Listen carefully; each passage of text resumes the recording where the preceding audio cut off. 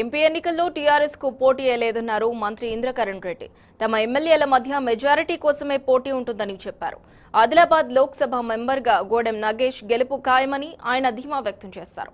ఈ నెల 7న నిర్మల్ పట్టణంలోని తిమ్మాపూర్ రోడ్ షోలో సీఎం సభ నిర్వహిస్తున్నట్లు తెలిపారు. సభకు భారీ సంఖ్యలో ప్రజలు హాజరవుతారంటున్న మంత్రి ఇంద్రకరణ్ రెడ్డితో మా ప్రతినిధి Diwakar Goud face to face.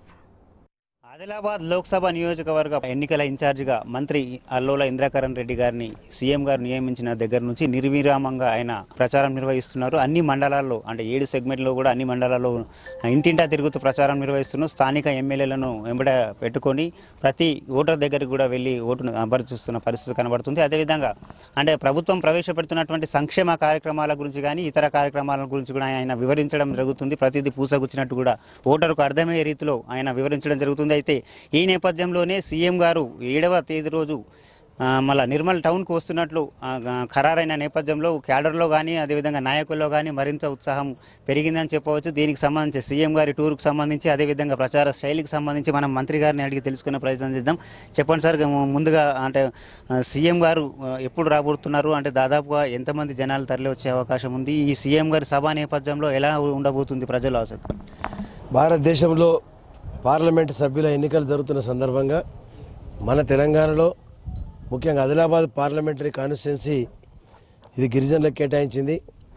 గౌరవ ముఖ్యమంత్రి గారు జి నగేష్కు రెండవసారి టికెట్ ఇచ్చిన తర్వాత ముమ్మరంగా ప్రచారం చేయడం జరుగుతుంది. ఇప్పుడు 7వ తేదీ నాడు సాయంత్రం 4 గంటలకు ఇక్కడ బహిరంగ సభ. ఆదిలాబాద్ పార్లమెంటు సెగ్మెంట్లో 7 అసెంబ్లీ కాన్స్టిట్యున్సీలు ఉంటాయి. దీంట్లో సిర్పూరు, ఆసిఫాబాదు చాలా దూరం ఉన్నాయి కాబట్టి ఈ 5 నియోజకవర్గాల ప్రజలను మేము తరలిస్తున్నాం. ఆదిలాబాద్, బోత్, ఖానాపూరు, నిర్మల్, ముదోల్ ఈ 5 నియోజకవర్గాల్లో మేము దాదాపు 1,25,000 టార్గెట్ మేము పెట్టుకున్నాము. ఇక్కడ కూడా వచ్చే అవకాశం కూడా ఉంది. మేమైతే ఇక్కడ అరేంజ్మెంట్స్ అంతా కూడా 1,25,000 మందికి చేస్తున్నాము. ఆ విధంగా మొన్న మాకు కలిసి వచ్చినటువంటి గ్రౌండ్ ఇది. మొన్న ఎన్నికల సభ ఎమ్మెల్యే ఎలక్షన్స్ అప్పుడు పెట్టడం జరిగింది. ఇక్కడ జరిగిన సభలో విజయం సాధించినాము.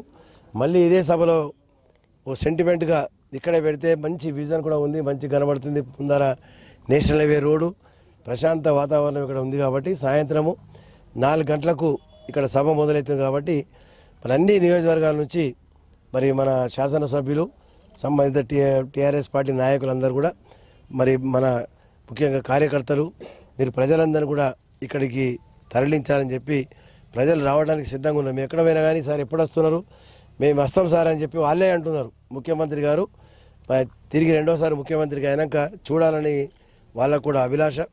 మరి ఈ సందర్భంగా ఇది 7వ తేదీ అంటే మనకి ఇంకా 3 రోజులు మిగులుతుంది. 9వ తారీఖు సాయంత్రం అయిపోతుంది. ఇది 7 అయిపోతే మాకు మధ్యాహ్నం మిగిలేది 8 పూర్తి రోజు. 9వ తారీఖు సాయంత్రం మధ్యాహ్నము క్యాంపెయిన్ క్లోజ్ అయిపోతుంది. 10 నాడు ఆలోచించి 11 నాడు ఓట్లేసే కార్యక్రమం. కాబట్టి ఈ ముఖ్యమంత్రి గారు రావడం మూలంగా ఇంకా ప్రజలలో బాగా విశ్వాసం పెరుగుతుంది. ముఖ్యమంత్రి గారు ఏది చెప్పినా కానీ తూచా తప్పకుండా అది ఇంప్లిమెంట్ చేస్తున్నారు. కాబట్టి నమ్మకం అనేది ప్రజలలో విశ్వాసం పెరిగింది. మరి తప్పకుండా రేపు ఎన్నికలలో 16 స్థానాలు గెలిపించే మరి విషయంలో మరి తెలంగాణ రాష్ట్రంలో ఇప్పటికే సిద్ధమై ఉన్నారు. ఈ గిరిజనులకు సంబంధించినటువంటి ఆదిలాబాద్ సీటు భారీ మేయర్తో గెలిపించాలని చెప్పి ఇప్పటికే అన్ని మండలాలు, అన్ని మున్సిపాలిటీలు పూర్తి అయిపోయింది నిన్నటికి. ఇప్పుడు ముఖ్యమంత్రి గారు సభ పైన మేము దృష్టి పెట్టి మనందరికీ మొబిలైజేషన్ తీసుకురావాలి, ప్రతి ఓటర్ని కలవాలి అని కార్యక్రమం ఇవాళ నుంచి మొదలు పెట్టుకున్నాం. మేము అన్ని ప్రాంతాలు తిరిగి మేము కూడా పొద్దున వాస్తాపూరు, తాండ్రా, మరి గైదపల్లి, అదేవిధంగా తాటిగూడ, మరి అక్కడ ఆరేపల్లి, తర్వాత మామిడ ఇవన్నీ తిరిగి వచ్చినాం. మంచి ప్రజలలో స్పందన ఉంది. మీరు అన్నట్లు ప్రజలే స్వచ్ఛందంగా మీకు స్వాగతాలు పలుకుతున్న పరిస్థితి కనబడుతుంది. ఈ ప్రతిపక్షాలకు అంటే అభ్యర్థులు లేనటువంటి పరిస్థితి, ఏదో నామమాత్ర అభ్యర్థులు పెట్టారు సార్. 16 స్థానాలు గెలిస్తే కేంద్రంలో ఎలాంటి ప్రభావితం ఉంటుంది అనుకుంటున్నారు? ఇప్పుడు మా ముఖ్యమంత్రి గారు 2 ఎంపీలు ఉన్నప్పుడే తెలంగాణ సాధించుకున్నాడు. 16 మంది ఎంపీలు ఉంటే ఉపన్యాసాలు కూడా చెప్తా ఉన్నాడు, మీరు నాకు 16 మంది ఎంపీలను భారీ మేరతో గెలిపించి ఇవ్వండి, నేను ఢిల్లీలో నేను ఏం చేస్తానో మీరు చూస్తారు. 6 మాసాల లోపలనే మొత్తం చరిత్ర అంతా కూడా కిందమే అవుతుంది. తప్పకుండా తెలంగాణ రాష్ట్రానికి ఒక మంచి భవిష్యత్తు వస్తుంది. దీనివల్ల మేమైతే ముఖ్యమంత్రి గారే ప్రధానమంత్రి అయితే ఇంకా బాగుంటుందని చెప్పి కోరుకుంటున్నాం. ప్రధానమంత్రి అయినప్పుడు వారికి ఉన్నటువంటి విజన్, వారికి ఉన్నటువంటి ఆలోచనలు రైతాంగం పట్ల, అదేవిధంగా మహిళల పట్ల, యువత పట్ల, మైనారిటీస్ పట్ల, ఎస్సీ ఎస్టీ బీసీ ప్రతి ఒక్కరిపైన వారికి మంచి అవగాహన ఉంది. దానివల్ల ఇలా చైనా దేశము మనకంటే ఎన్నో రేట్లు ముందుకెళ్ళిపోయిందంటే పరిపాలన అనేది కరెక్ట్గా ఉంటే చైనా కంటే ఎక్కువ యువత మన దగ్గర కూడా ఉన్నారు, చదువుకున్న వాళ్ళు ఉన్నారు, పనిచేసే వాళ్ళు ఉన్నారు. యువతను మనం ఏ విధంగా మనం పని తీసుకోవాలి అనేది దానికి మనము తయారు చేయాలి మనను. అప్పుడే ఈ దేశం అభివృద్ధి కావడానికి అవకాశం ఉంటుంది. ఆ దిశలో పయనించడానికి ఈ 5 సంవత్సరాలు పెద్ద మార్పు వస్తుంది. ఇది తప్పకుండా సాధ్యమవుతుందని చెప్పి తెలియజేస్తున్నాను. అయితే ఇది మనం చూస్తున్నాము, అంటే అసెంబ్లీలో ఏదైతే గ్రౌండ్లో నిర్వహించారో సభ సెంటిమెంట్గా ఇక్కడే నిర్వహిస్తామని చెప్పి మంత్రి గారు అంటున్నారు. మొత్తం మీద 16 ఎంపీ సీట్లు గెలుపు ఖాయమని, మెజారిటీ కోసమే తమ ప్రచారం అని చెప్పి మంత్రి గారు అంటున్నారు. కెమెరామెన్ రవితో దివాకర్, టీ న్యూస్, నిర్మల్ జిల్లా.